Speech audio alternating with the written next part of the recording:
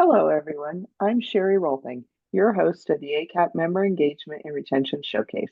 I'd like to welcome you to our session presented by the Sifwell team today.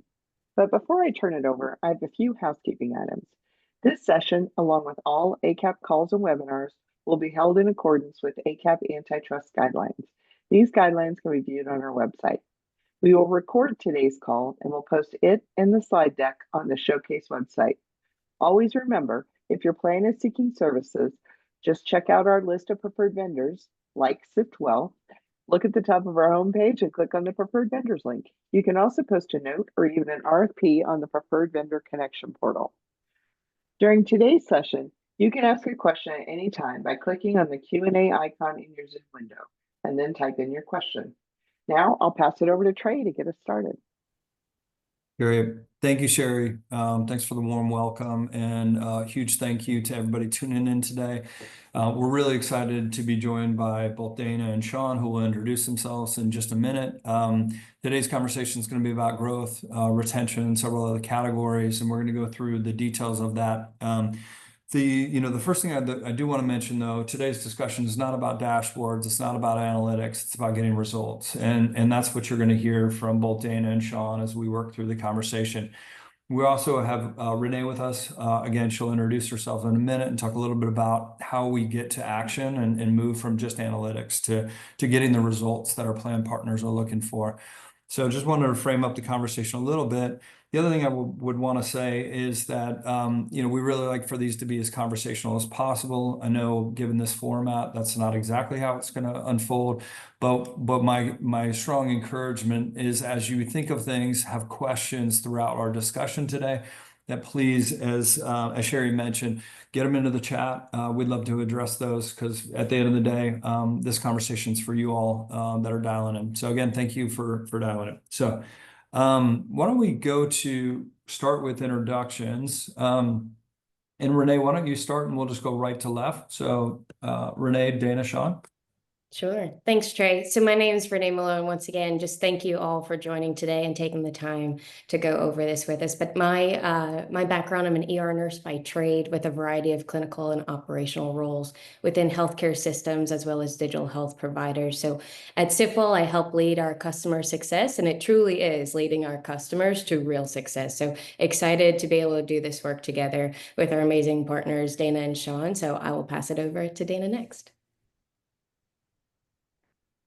Hi, everyone. My name is Dana. I am the marketing manager at Mountain Health Co-op in beautiful Helena, Montana. I have been with the co-op for about 5 years, and my experience is pretty extensive in marketing communications and strategic messaging. So it was really cool for us to be able to work with the Sifwell team and with Sean to go ahead and create a really, really great campaign, and I'm very excited to share it with all of you today.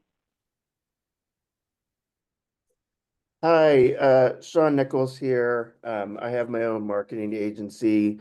I'm based in Missoula, Montana, just a couple hours away from Dana. And I've been working with the co-op as a contractor for over 6 years now, running tons of campaigns.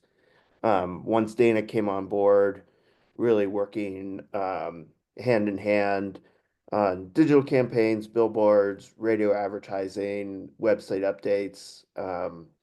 And yeah, I'm excited because we use so much data from Sifwell for my campaigns last fall. So excited to share that. Awesome. Thank you, Sean. And again, my name is Trey Sutton. I'm one of the co-founders and get to be the CEO of Sifwell. It's just an amazing team. Been at this for about 3 years. Prior to Sifwell, was the CEO of an ACAP plan, and then before that was the CFO of Medicaid North Carolina.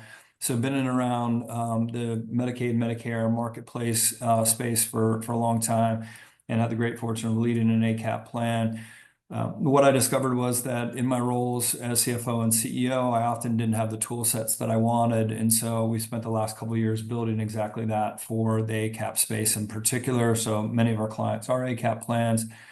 The way that the technology works is basically, we combine healthcare operator experience with some different flavors of machine learning, artificial intelligence, lots of data sets to get at use cases across avoidable spend, quality measures, and then obviously member retention and growth. And that's going to be the bulk of today's conversation.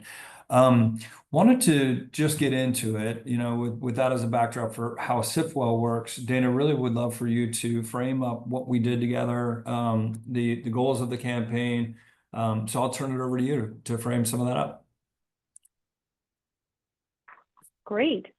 Well, one of the things that we really love about SIFWell is that when we get together with the team and we have our meetings, they ask us really in-depth questions about what are our goals, what strategies have we used, what are we open to, and they take a whole lot of that information context, and then we give them all of the data we possibly can to help support any of our, our historical knowledge, experience, engagement with our membership. And then the SIFWell team really takes that and just analyzes everything about it. And they start to paint a very clear picture by numbers and help us to understand what opportunities we've made the most of and where we could make some opportunity to grow or expand and really engage with our members on a more meaningful level. So that's kind of where I fall with it. But what do you think, Trey? Yeah, no, I think you nailed it, Dana. And, I know the next slide is kind of a big reveal. So, I'm not going to steal your thunder, but I think that's a great frame up for some of the work that we're doing together. So I'll go ahead and go on to this one and let you cover that. And then I think Renee's up after you. Great. So one of the things we've noticed in Mountain Health Co-op is, we operate across Montana, Idaho, and Wyoming. So our biggest membership numbers are in Montana, followed closely by, well, maybe not so closely, but our second largest numbers come out of Wyoming, and our third largest, or kind of bringing up the rear, but we make a hard effort in Idaho. They just don't have quite the membership, and a big part of the reason that is just because there's so much competition in the marketplace. So we have never had a very big membership number in Idaho, but in 2025 or 2024, we realized that once everything was filed, we had a real opportunity in Idaho. We had the best rates for silver plans across the state, and that's a really big thing for us. So what we did was we decided that we wanted to really focus on growing our membership in Idaho, and we needed to know who to reach out to in order to do it. So Sean, I think that you have some really interesting insights to share here as well. You want to jump in? Yeah, for sure. I mean, we took the data we had based on rates and then worked with the SIFWell team on both what locations were most likely to convert to members. And they sent us at a zip code level based on all the data that they had processed where they thought we'd be most successful. And in a few slides from now, we'll look at some of the marketing efforts.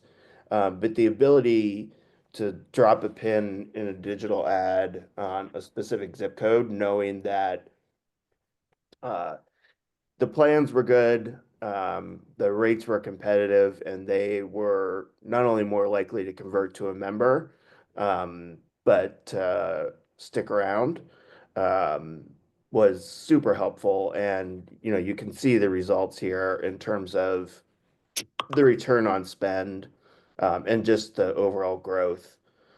We drastically changed our budget strategy as it pertains to Idaho because we had this goal, and clearly it paid off. Yeah, it's good. So Renee, let's get under the hood a little bit and talk about how we supported Dana and Sean and their efforts and the approach that we took. Definitely would love to. So thank you so much for Dana and Sean for teeing that up. So wonderful. Results are extremely powerful, as you can already see.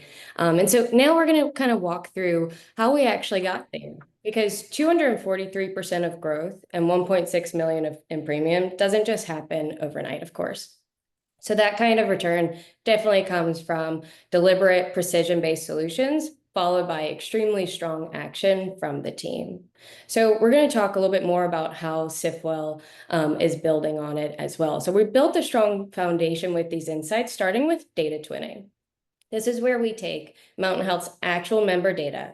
We match it against every single factor that we can find, from behavioral to demographic, all within our own proprietary data sets. And we have over 200 different data sets with over 15,000 plus different data variables that we're able to match against. And that actually helps us identify those lookalike members of people who maybe have not enrolled yet, but they share traits with their most loyal and long-term members. So that's the first start. We then go into it and layer in with machine learning models. That's where we're wanting to then predict enrollment likelihood, but that's not where we stopped. We then were able to layer on causal inference to dig deeper. And that's making sure that we're asking not just who might enroll, but we're actually asking, if we reach out with the right message at the right time, will it actually cause them to enroll? And that's the kind of insight that separates the noise from the real opportunity. And then by combining data twinning, machine learning, and that causal inference, we weren't just guessing. We were actually pinpointing who those members were with both high priority and had impactability to make it a true success and so effective. With all of that, as we continue to go through, we still do not just stop there. We want to make sure that our AI-powered sensitivity and counterfactual analysis is making sure that we're finding the right people to target. So let's just take a step back to think of sensitivity analysis. It's like a stress test. What happens if we slightly shift one variable, like age, income, location? We all know from one side of a zip code to another, or one side of a county to another, can change things. But we put that type of stress onto the model to see, does it still give us the same answer? And that's where we're able to say it means that it's strong if it still does, and we're not overly reacting to small changes. So for example, if we say a 25-year-old in Boise was likely to enroll, but then our sensitivity analysis says, but what if they're 24 or live on a different edge of a zip code? Do we still get the same result? If yes, awesome. Then the model holds up and we're able to push it forward to the Mountain Health team. Last but not least, the counterfactual analysis, that's where it really starts to get interesting. It's that what if engine. So we ask, what would have happened if we didn't reach out, or if we used a different message? And that's how we're able to isolate the true effect of the outreach. So of course, all of those layers combined is what has allowed us to fully pressure test all of our predictions, all of our models, and strip out any noise that could have possibly made it look like the campaign worked when it really was something else that caused the outcome. Last but not least, sorry. No, you go, Renee. Sorry. No, so that's just where we're able to truly build the strong foundation to be able to give those insights with all confidence, not just from Sifwell, but then our clients can take it in full confidence into action. And Renee, just before we go on to the next one, I know you're going to get into some of the tactics here. You know, you mentioned the 200 data sets, the 15,000 data elements, just to give folks a little bit more of a flavor on that. And I promise not to steal your thunder, Sean and Dana, on one of those data elements. But the things that we're talking about that we contextualize every member that we look at is all the information that you would expect about access to transportation, languages spoken, family structure, access to nutritional food, all the way over to where do they get their health information? What I won't say that particular one, Sean, because I know you're going to get to that data element, but what information sources do they trust? Are they likely to answer a phone from an unregistered number? So amongst that, or within that 15,000 data elements, there's a lot of really rich information that's helpful for purposes of growth and retention. And I just wanted to drill into that for a second, Renee. So no, that's perfect. And so this is now showing you how we took that strong foundation that we have now built, not just from the Sifwell side, but also with the Mountain Health team, and then really translated that into a full-on strategy for an actionable campaign. This is where we then focused on zip codes with the most opportunity. So not just where there were a lot of people. Density is one piece, right? But it's also where we saw low current reach and even high potential for growth. We cross-referenced those with members who were likely to respond to outreach as well. And this is how we were able to identify people who were able to stay loyal and reachable through different media that we're going to talk through in a little moment as well about key zip codes. The great news is, as you heard Dana say earlier with the silver tier plans, we were able to see that a lot of them that were impactable were young adults that have strong fits for the silver tier plans. We then layered in, of course, our Sifwell data sets to allow us to find what messaging would actually resonate with the member.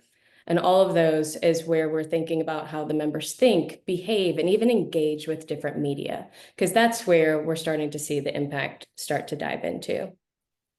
And of course, once again, I know we're all alluding to the different data sets that really started to show that impact, but that's where you're going to hear it a little bit later from Sean and Dana, which is wonderful, but different even categories of the type of media they listen to, the style of media, how that actually helps them make an action beyond listening to something within there. So of course, all of this strategy was not designed in a vacuum, right? We're thinking about it, how does it tightly align with the co-op's actual resources and timing and readiness to be able to take action on all of this? So the point is that precision targeting is only useful if you can operationalize it. And the great news is that's where Mountain Health actually could.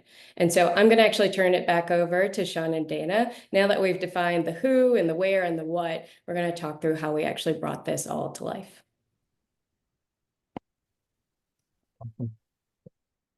John and Dana? Yeah, so as I mentioned earlier, we really shifted our budget allocation. Normally we, break it up for open enrollment within the 3 states, and Idaho had previously gotten the lowest, but this year, because of the rates and the silver plan, we bumped that up. So the big thing was radio for us. And based on the great data that we were provided with, we really flooded the Boise market. So you can see we had, in just a month span, we started the campaign late just because of the election.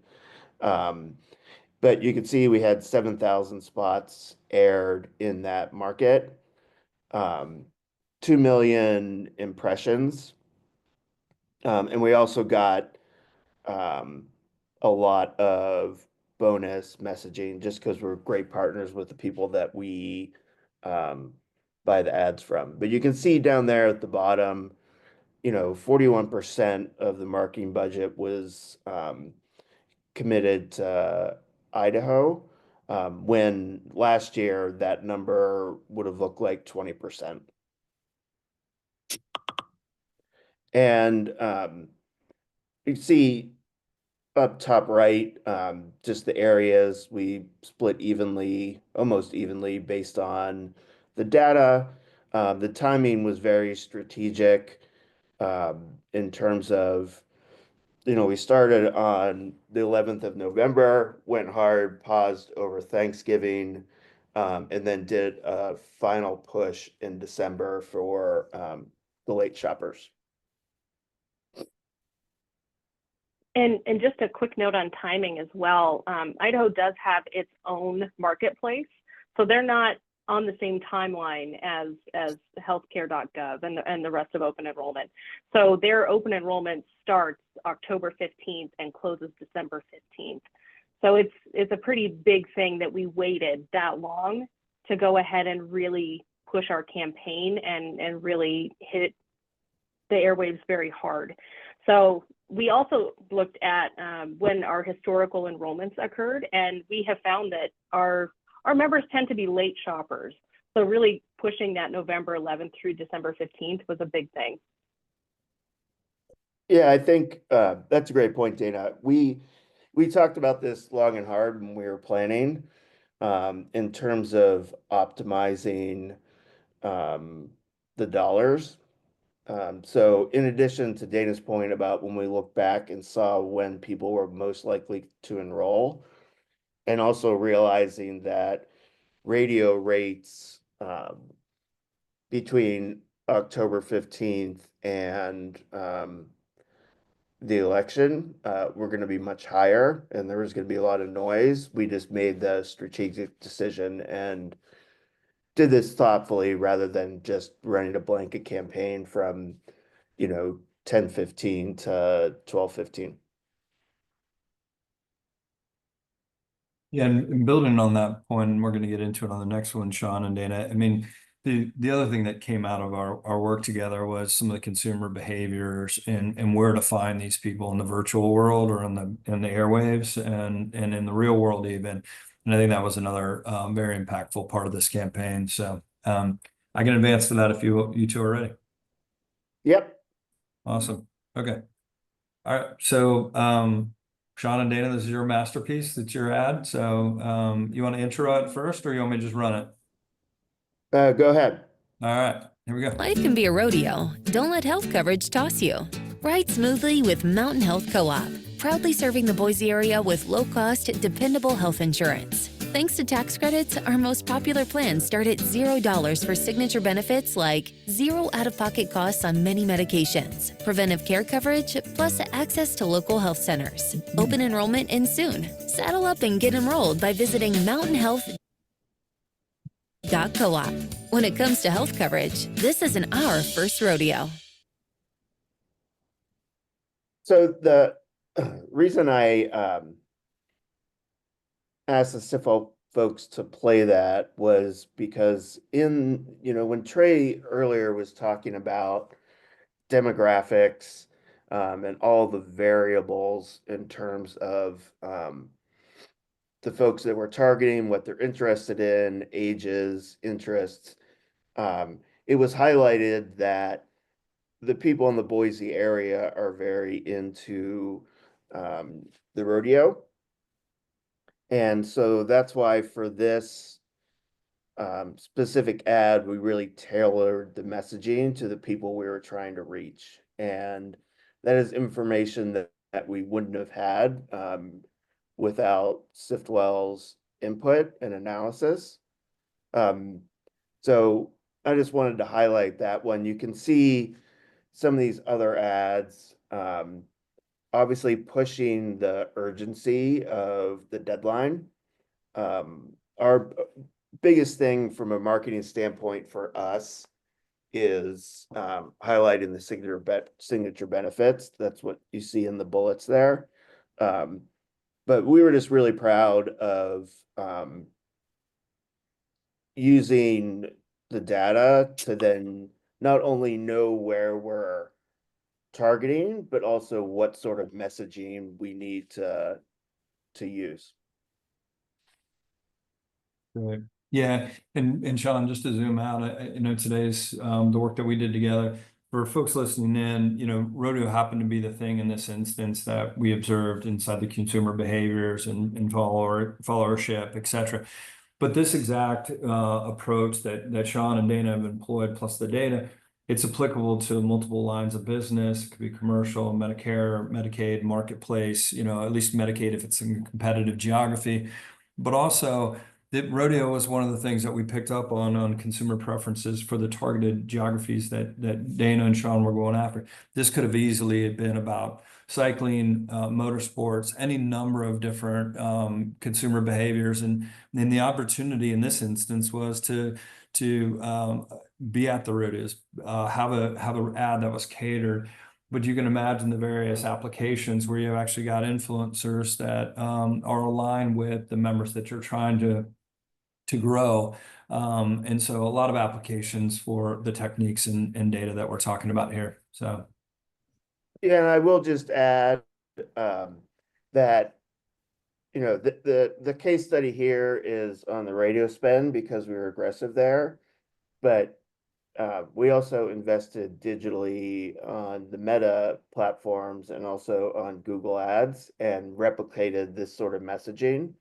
And a lot of the demographic information that was shared with us was helpful for me to build the keyword sets in Google search. And then also geo-targeting on Facebook and Instagram with similar messaging, rodeo imagery, things like that. Sorry, go ahead, Trey. No, that's perfect, Sean. Yeah. All right. And then we're circling back to the results here again, but some additional ways to look at it. So I'll let you two keep going here.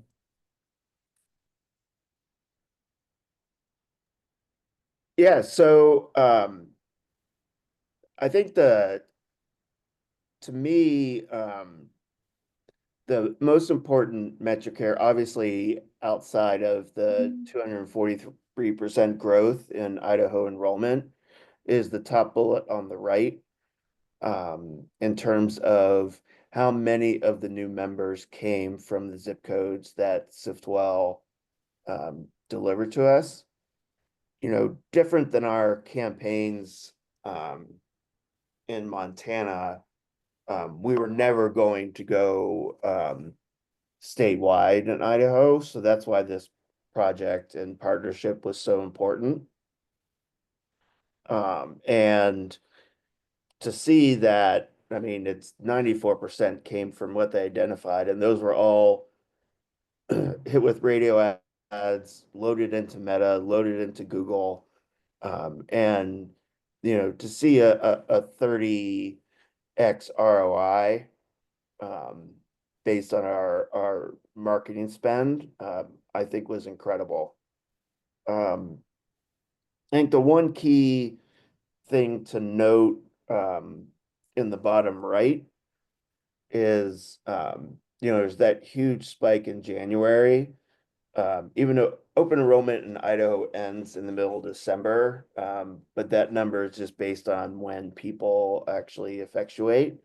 So we should consider those December signups, which goes back to Dana's point, that people are late shoppers, which made our timing decision pay off. But just looking at, regardless of when they effectuate, but comparing January 24 to January 25, just on those graphs, is pretty crazy, especially since, you know, we had less signups in 2024 than we did in 2023. So to rebound and have just this crazy growth, just goes to how strategic, data-driven, and targeted we were. I'd like to add too that the one word that really comes to mind when I look at these results is precision. Being able to target those prospective members with such accuracy and really be able to have these kinds of results and growth is really incredible. And I think it also helped us to really make sure that we tailored that messaging to the people we wanted to reach. And it just helped us to have a much bigger impact as far as our enrollment went.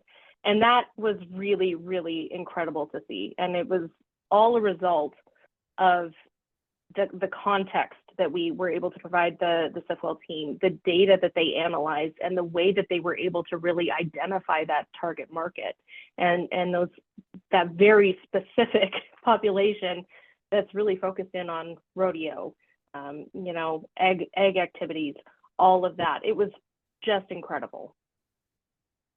Well, Dana, it's really nice to hear. You're going to make me blush. You know, I'll be honest, when the team and I started to go through these results, I wasn't sure that they were right, and just because they were so outsized. And so, you know, there was a lot of pre-work going into our first meeting to give you some of these report outs to make sure that we were on the right track. and as we worked through that to make sure that we had it right before we came back to you, there was a lot of internal discussion about confounding variables, pricing. What about, like, did we experience the same levels of growth in targeted versus non-targeted zip codes? And we kept coming back to the answer that with some precision information, consumer preferences, and then applying the right set of resources, which is exactly what you two have done, you can actually get to some really significant measures. In the technology that, as a former ACAP person, the technology that we're really talking about here is coming from big tech and how Google and Microsoft think about their marketing initiatives. I mean, that's where our CTO came from. And so in effect, we're taking marketing strategies and methodologies and techniques from how the big organizations do it and deploying it for the right reasons and with mission focused organizations like yourselves. And so just was thrilled to see some of these numbers, and the partnership's just been awesome. So anything to add on this one before we go on? I just wanted to piggyback on that. I think the big thing is, it's great to have the data and everything you get, but unless we tailor it to what the data tells us, then, we're wasting your time. And so we were very focused coming out of every meeting, which are always great. And as Dana mentioned early, the CivWell team always asks great questions, things come to mind. But we were really focused on making the most of the data and utilizing it. And that goes to targeting, but also messaging. So again, it's been a great partnership. Awesome. Thanks for that, Sean. All right. Okay. So just a little bit of setup on this one, and Dana, this one's with you as well. And I know you've got some history here. I'll do a little bit of setup and then walk through these, but please jump in wherever you've got additions or thoughts, Dana. So this next bit of conversation is around retention and how to engage members. This is a bit of work that we've done with the Mountain Health Co-op historically. So we wanted to bring some of that forward as well. I think the growth was the main thrust of today's conversation, but a few examples here as well. Just a little bit of setup. Going back to prior annual enrollment period, I think the primary motivation was, or the primary objective was, let's see if this technology works, and let's see if it works in the area of retention and how to engage our members. And that was kind of our first year. Side note, Mountain Health Co-op is our first client and will forever be indebted. And this was one of the early use cases that we applied. So the question is how do we think about churn? How do we think about voluntary disenrollment? How do we develop strategies to better understand where those members are, where we're going to experience that voluntary disenrollment? And then how do we think about strategies? And it could be as straightforward as awareness campaigns, or it could be something more advanced, like how do we create stickiness with our membership by making them more aware of certain benefits? And that's what you're going to see on the next couple of pages. Anything on setup there, Dana, that I forgot? I think you covered it all. Okay. All right. So here, this is looks a little bit different of format, but we're getting at the same thing. We want to highlight a couple of the results. Again, the motivation was how do we hold on to more members? How do we better understand them? But how do we also do that with enough lead time that whatever strategies we're going to employ likely will drive more re-enrollments for this population. And for those of us in the audience right now, if you have an MA plan or marketplace plan, you know how significant voluntary disenrollment is. For those of us that were on the Medicaid side, we're a bit more lucky. We don't always experience churn at higher levels. So essentially what CivWell did to support Dana and the team was run some analytics, identify where the plan was going to experience higher degrees of voluntary disenrollment. And then after using the machine learning to do the predictions, as Renee talked about up front, we went into those predictions and we said, all right, well, what's causing those voluntary disenrollments and what's explaining those voluntary disenrollments? And then let's put the contextual wrapper around those individuals so we really understand where they live, what they're dealing with, what their families look like, what access to care, what access to transportation, so on and so forth looks like.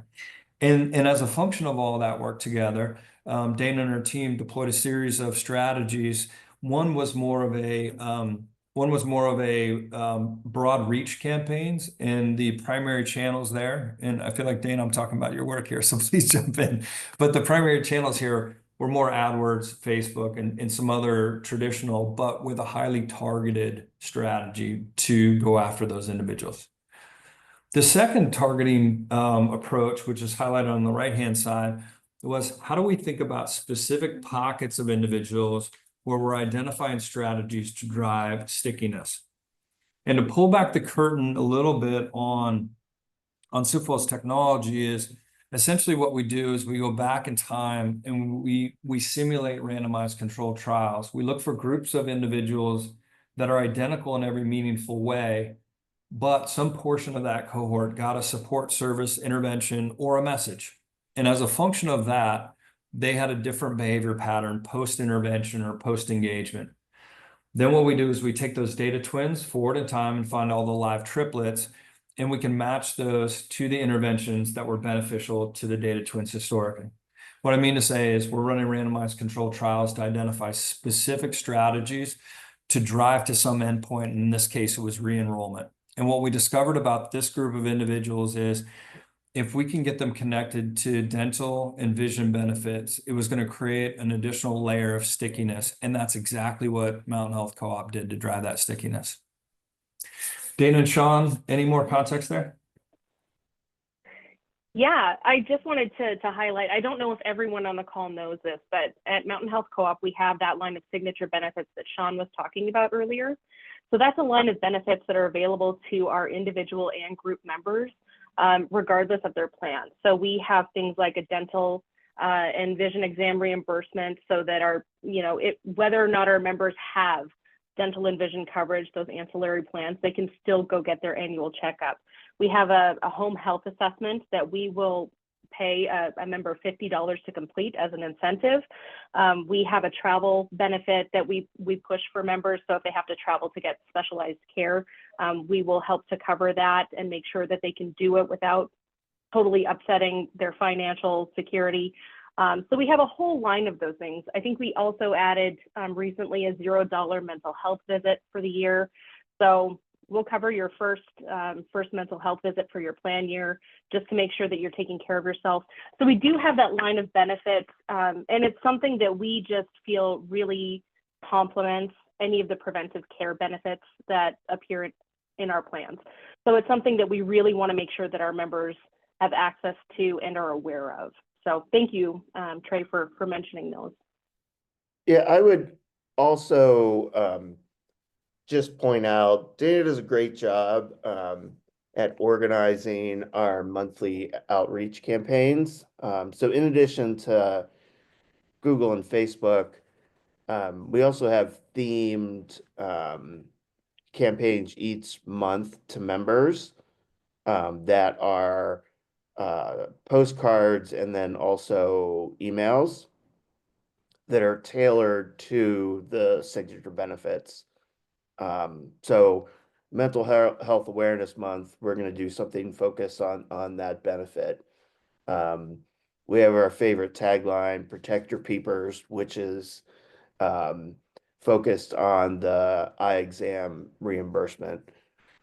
So we're trying to, give our members as much information as possible and show them a little TLC. And it's very, again, we're moving into this place where we're so data driven and to use Dana's word, precise in terms of who we're reaching out to, when, and with what messaging. Yeah, Dana, the other, Sean, that's super helpful and a really good ad so folks understand what was being done here. I love the postcards. I didn't realize that. So maybe we can figure out a cadence to feed some of that on a go-forward basis. Dana, the other thing I think is really important in the context of today's conversation is the co-op's unique in that you are member run and really focused on your members, and that informs how you do business, how you think about your members, everything. I just want to give you a chance to share any additional thoughts there because the co-op is a very unique managed care organization. Absolutely. Yeah, at the co-op, we actually have a board of directors that is made up mostly of members. So every 2 years, we have a certain number of board members who cycle off of the board because they're termed out. And then our members have a window of time in which we promote the fact that we are having a board election. They have the opportunity to apply.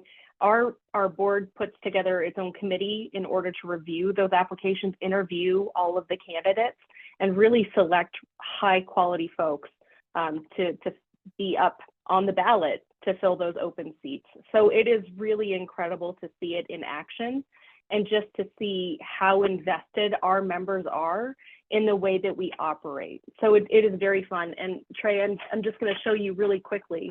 And everybody else on the call, I have a little sheet that I keep up next to my desk, and it is all of my monthly campaigns kind of in summary. I love it. So I love we it. can talk about it. Perfect. All right.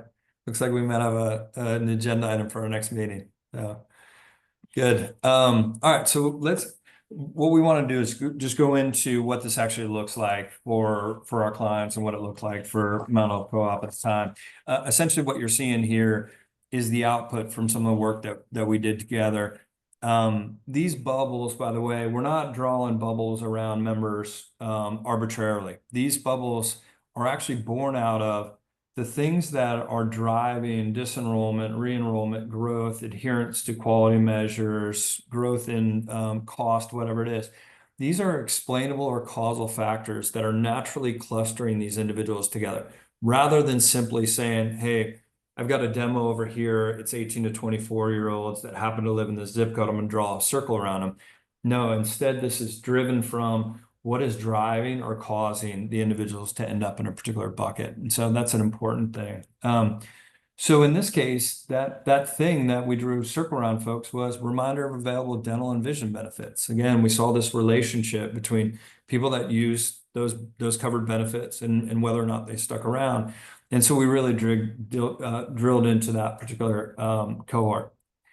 And here you can see what that cohort exactly looks like. This was groups of folks that we believe that by creating awareness around those benefits, that they would stick around. There was 207 of them. It was Marigold County. They're predominantly between the ages of 18 and 24.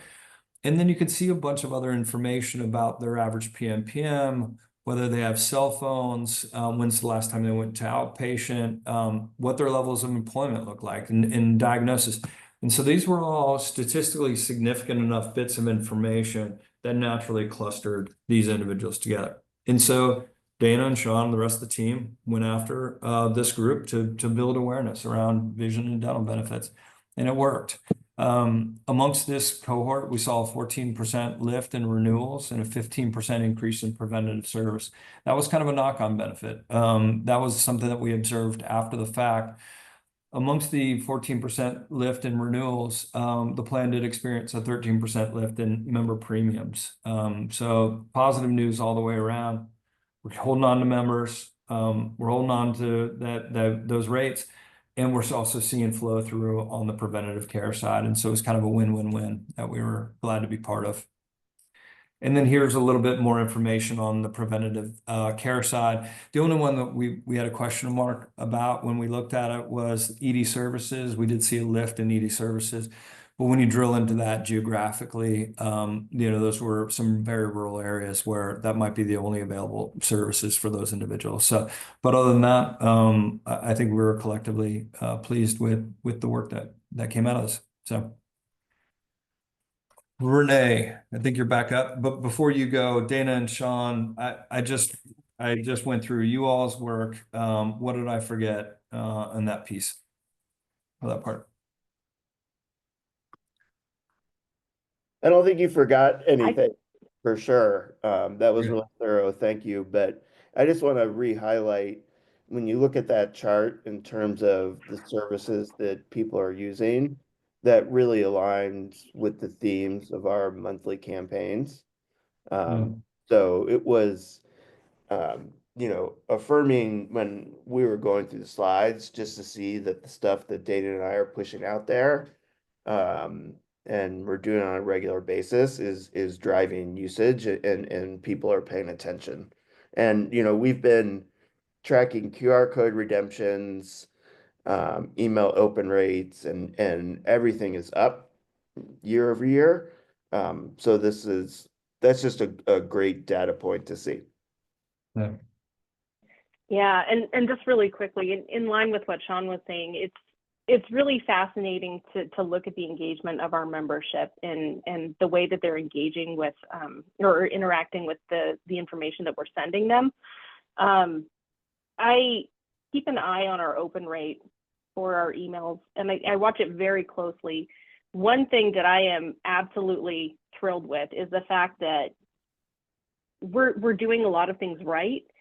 And in the industry, the email open rate is about 29%.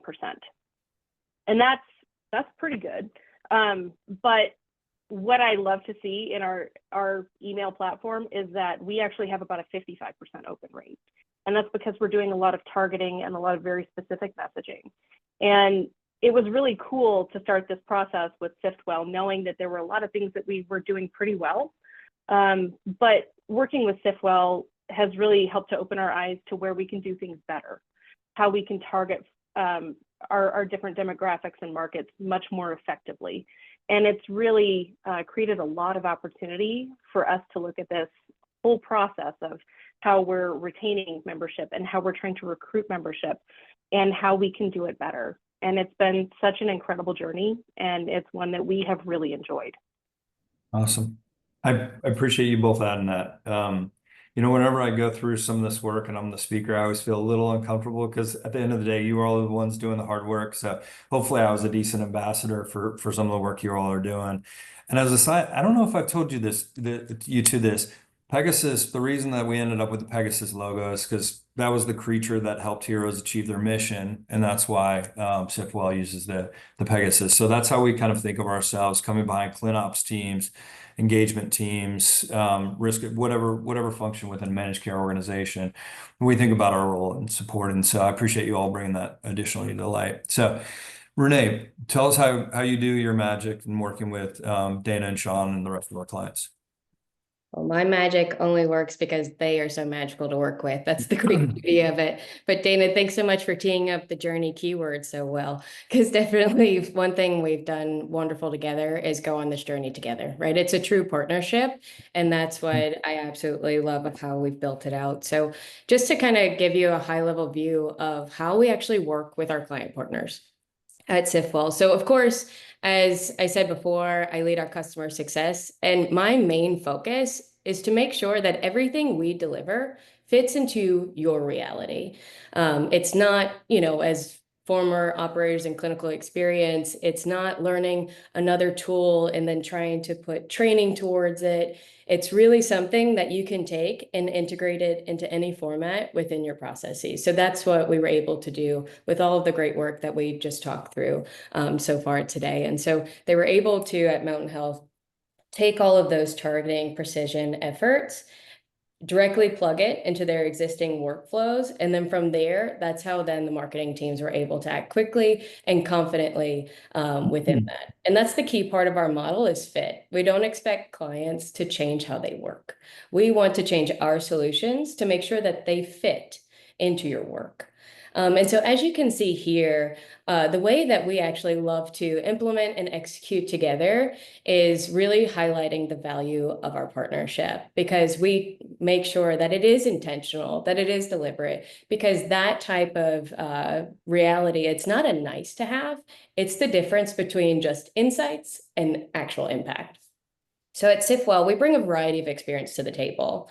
The beauty of it is that we've actually been in your shoes in a variety of different ways, of course, from that operational and clinical perspective. So it's not that we're just thinking, oh, this may work. It's actually because we know it's worked from previous experience and able to see how this can infuse into those workflows. So our recommendations are truly grounded in the reality. And we also make sure that, as you've been hearing from Dana and Sean, with all of the connections and support conversations that we have together, we make sure we take the time to understand the current team dynamic, structure, resources at hand, so that everything that we are showing from an insight perspective, that it's able to then propose something that is practical and aligned with what's actually possible. And most importantly, we're built for action. We help you get started fast with supportive framework that helps you then keep the focus on your core priorities and deliver the results quickly. You may have goals already in mind, and we are just able to augment and accelerate for you to achieve those results even faster. And if we go on to the next slide, I'll kind of break down a little bit more of how we actually take those insights further too, just so you can see it from a different perspective of what you're able to get. And so, as you can see, we take a phased approach to implementation. And so, of course, this is all a very high glance to make sure that you can see how we work. At first, we're very hands-on. We're in working sessions, aligning on what I just talked about, internal priorities, making sure everything's translating into action and into reality. But over time, we then taper off that support, because the goal is to empower your team to own this completely and take all of our product and solution and make it really some of your own. And that means that's how the ROI shows up faster, because we're not just throwing a report over and hoping it sticks. We want to make sure that we're co-owning that path to impact together. And that's where the real success looks like. We start embedded, and then we evolve into that true strategic partner with our product leading the charge of those insights. And then last but not least, just want to make sure to note that the SIFWell insights are not only for marketing. We actually, member engagement, of course, we all know is important in any aspect of healthcare. I know that that is something that was always a pain point for me previously. No matter what area the patient member may have been in, member engagement was at the forefront. You have to know how to interact and engage with your members to then have that action take place. And so just know that we are applying all of this work that we're talking about today across multiple use cases that are also helping optimize internal processes and creating those precision workflows. So a few to note: targeting population health programs, something that's either a new program needed or something that's existing, and helping accelerate those programs from especially a total cost of care perspective, or just the improving clinical outcomes. Also, improving care management performance is another place that we're able to assist there. And then lastly, just another one to mention is quality and accelerating care gap closure. Not only members that are likely to close a care gap, but also who would actually be able to engage and answer that phone so that you can inform them and educate them, because we all know the education and engagement is key. So definitely more, but just wanted to make sure I noted a few there. Because of course, once we're able to see that that engagement works in one aspect, we've been able to prove it across multiple use cases there. So it's exciting work together for sure. Renee, thanks for that. And, for everybody out there tuning in, I know that point solutions vendors, there's a tendency to be very hyperbolic in quotes about ROI and some other things. I was on the receiving end of that for a long time. Again, when we saw the output from some of the work that we did for Dana and for Sean, we were absolutely stunned, confused, I don't know what the right word is, but surprised that some of the numbers, and that's been consistent across some of the other use cases that Renee mentioned. Another ACAP plan, we saw engagement as a composite score of several measures, including actually getting folks to wellness visits, move from 20% to 54%. And so it's this adoption of techniques, methodologies, technology, and really importantly, data, that a lot of other industries like banking and marketing and energy have been using for a long time to sell us cell phones and to sell us more tablets or buy up to a certain package on your cable TV. we're using the same bits of technology and methodologies, but for a very important goal, and that's to make people healthier and do it at a better price point, so that those resources can be redeployed on new programs and other members. And so this stuff is working, and we're grateful to be able to share it with you all today. Huge thanks to Dana, Sean, Sherry for hosting us. So with that, I'll stop talking, and if we're easy to get a hold of, it's Renee@sifwell.ai or Trey@sifwell.ai. We're easy to find. I'm sure Dana and Sean would be equally as willing to engage if folks have questions about the particular strategies. Oh, I'm being reminded I need to put it on the QR code. So pull out your phones and look us up. All right. With that, Sherry, I'll turn it over to you. Thanks, Trey. I want to thank the SIFL team as well as the Mountain Health Co-op team for being part of it. They're one of our members, and we really appreciate that participation with the ACAP plans. As a reminder, today's session has been recorded and will be posted along with the slide deck on the Member Engagement and Retention website. You can find the link under events on ACAP's main page, which is www.communityplans.net. Thanks for joining us today. Thank you, everybody. Thank you, everyone. Have a great day. Thank you.